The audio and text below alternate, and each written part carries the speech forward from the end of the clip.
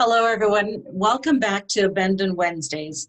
I'm Shelley Hagen. I'm here with my business partner, Nina McNamara from Drumheller. And we have with us today a guest, a really good friend of mine. I've known for a long time, Mark Frentz, who lives here in Calgary as well. And Mark is one of the nicest people I've ever met. Him and his wife, Teresa, are just great people, very down to earth. And Mark is a real estate investor. He also has a psychology background, and he does some coaching on mindset. And, he's himself is a successful real estate investor. So I thought it was good to have you come talk to us today, Mark, a little bit about, keeping focused and keeping moving forward with our businesses as, life happens, right? Stuff happens. You have kids, you get busy, you're maybe working still. And so we wanted to have you come along and talk to us about that. I'll turn it over to Nina, who will kick off the interview. And it's just so great to see you again today, Mark. It's great being here. It's great always seeing your face, Shelley. It's fantastic. It's good. Excellent. Thank you, Shelley. And thanks, Mark, again for joining us. Mark and I just had an opportunity to meet, and it's like, oh, I need to meet this guy in person. So that energy that you have is amazing. And the energy about the mindset right now, that's something very critical. I think, especially a lot of us coming out of COVID, our mindsets are maybe a little skewed right now. We've got all sorts of things happening or not happening, but right now I think you have a lot to help our listeners as far as mindset and new time investors, because it can be very overwhelming. And a lot of it is up here. This is where a lot of the deals happen. This is where where it comes from is in our head and our heart. So you, as a successful investor, and you were young and new at this as well, not that you're not young now, but we're all young. What can you say to help new investors keep that mindset, to keep that progression going? There are so many things, Nina, and we were talking just before the interview here about all the things we could talk about. What I'd suggest is the two things that I run into most are confidence, and closely tied with that is procrastination. So much of the time we just don't get going. And you were talking about COVID. Well, COVID, what I found with a lot of the people I work with, or a lot of my friends or people in the industry, was they were simply out of practice with things. I had one person say, Mark, I haven't talked or done coffee with somebody for a couple of years. Like I'm wondering about how I do this and making sure that I'm doing it well. And I think that runs hand in hand, confidence and procrastination. Mm-hmm. Yes, for sure. And because we lack the confidence, then we procrastinate. We look at the facts of the numbers and we get that analysis paralysis, and we're like, oh, I can't do this deal because it might not be so good. So how can you share with our listeners how to stay motivated, how to bypass that procrastination? Yeah, maybe if it's okay, I'd like to talk about maybe what causes procrastination, because a lot of people don't get it. And then I can give some tips on how to help yourself with that confidence and moving past procrastination. Procrastination comes down to basically three things. Either we don't know what to do. So I want to invest, but I don't know what to do. I don't know what to invest in. I don't know anything about this field. So I just stop. I just don't move forward.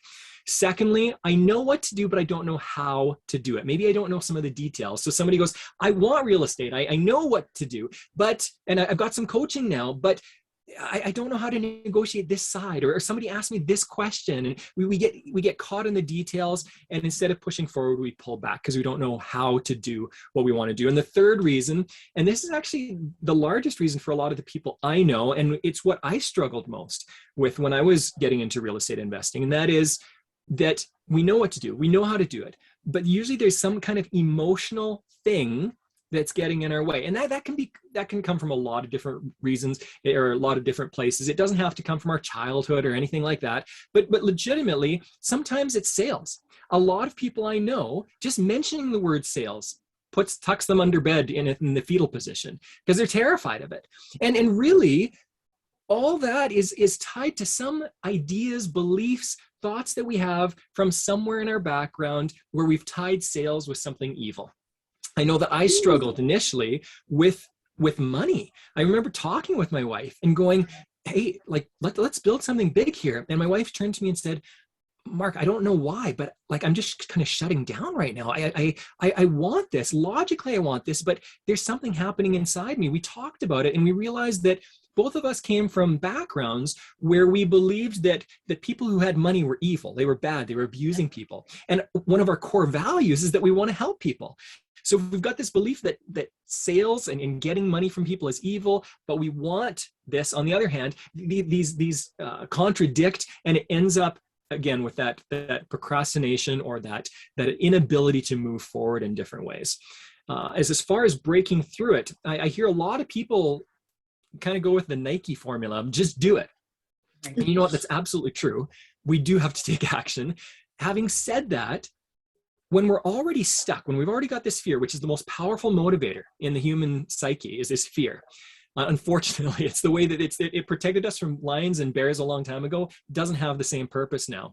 But when we are stuck in that place, what we need to do is, yes, push ourselves. We also need to pull ourselves. If you think about it, if you ever try to push a boulder that's not round, just a big flat rock, it's not going to go anywhere. It's actually far more convenient, far more efficient to pull something. We have far more power when we're pulling something forward. And so yes, push yourself. Yes, have coaches push you. That's all good.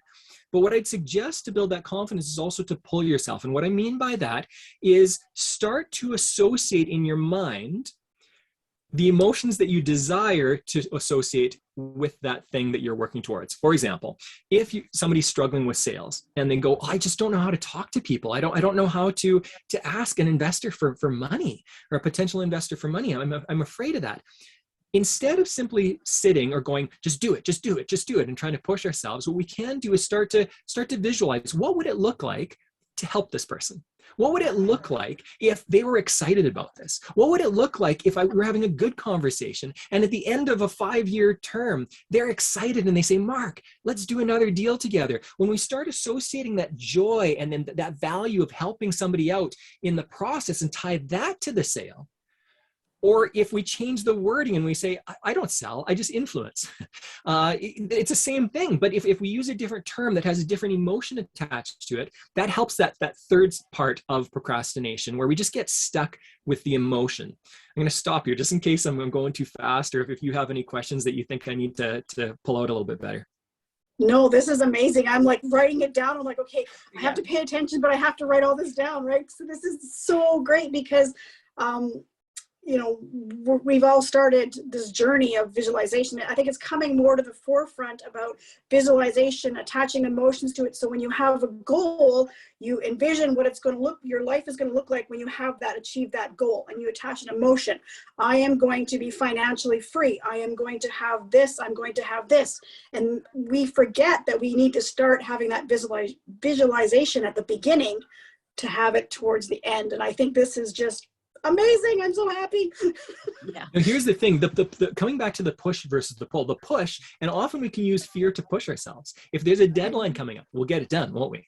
So the push, the fear, it can motivate us for the short term. Real estate is a long game. Business is a long game, and therefore we need a longer term strategy. And visualization, what you've just been talking about, Nina, is exactly what we need. Fortunately and unfortunately, it's got far more staying power. Fear only lasts a short period of time. We just get too worked up. We need a break. So we just kind of shut down after a while, or we do whatever we need to do. Whereas motivation through visualization pulls us forward. Hope pulls us forward in a really unique way. The disadvantage is that it takes a while for it to build momentum in our lives. Fear comes fast, whereas momentum built through hope and dreaming takes a little while. And you're talking about visualization. Often when I'm helping people, I'm helping them visualize something specific. If we are very, very specific, if we are very detailed, if we're bringing in emotions, we're bringing in our 5 senses, and we're bringing in all these different pieces to our visualization, what happens is our mind gets confused and believes it's real. And the way I describe it to people is, generally speaking, our minds cannot tell the difference between fantasy and reality if it's vivid. This is why when we watch a movie, we feel emotions that the characters are feeling, because we're entering into that. So what I suggest for most people is use those five senses, engage with it as much as possible. Visualize, don't visualize. And again, when I say use your five senses, I don't mean, what do you hear? I mean, like, pay attention to detail. If your ideal is sitting on a beach and you're on a chair, I want you to look down at that chair and visualize what is the grain of the wood on that chair. I want you to notice if there's a tree nearby. Look at the leaf and look at the leaves patterns. What about the veins in the leaf? Be very, very, very detailed, because when we do that, our minds cannot tell the difference between fantasy and reality. Again, think about a nightmare and how we enter into that, and we have a completely physical response as if it's true. If we can do that, that helps us. And I'll give an example of why this helps us. If any of us could go into the future by 5 or 10 years, throw us into a time machine. I was just watching Back to the Future with my kids. So they're thinking about this right now. But you jump into your DeLorean, go into the future 5 years, jump out of the vehicle, and look at yourself successful. Imagine seeing yourself in 5 years and you've accomplished what you were working towards. If you could do that, and then you could jump back into that DeLorean and come back to the present day, how much more motivated would we all be working towards that, knowing that it's going to happen? If we knew something was going to happen, it would take away a lot of the fear. We wouldn't start to second guess ourselves in the same way. And that's what visualization does. We confuse our mind. We basically just play games with our mind, confuse our mind to believe that there's this other reality. And if we tell ourselves something enough times, we believe it. It's the same if we say we can't enough times, we won't believe we can do it. If we believe, I remember when I was a kid, telling myself a specific lie and telling other people a specific lie so many times that I actually created a memory of this lie, even though I know it didn't happen. And it's the same thing, but we're creating these visualization patterns where we can work towards something.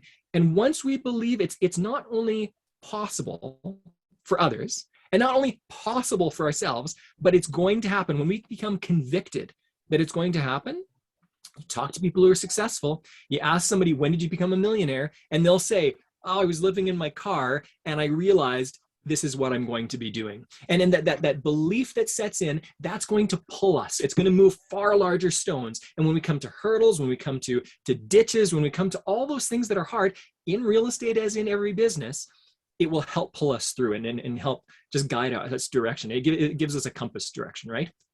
Mm-hmm. Wow. Wow. This is so cool. I've started this journey, like I've been a real estate investor for quite some time now, but I've really started to work on my own mindset and my own visualization for the future, and whatever, that's exactly bang on. So thank you so much, Mark. This has been amazing. We need to talk. We need to have coffee. Yeah. Sounds good. This is good. Woohoo.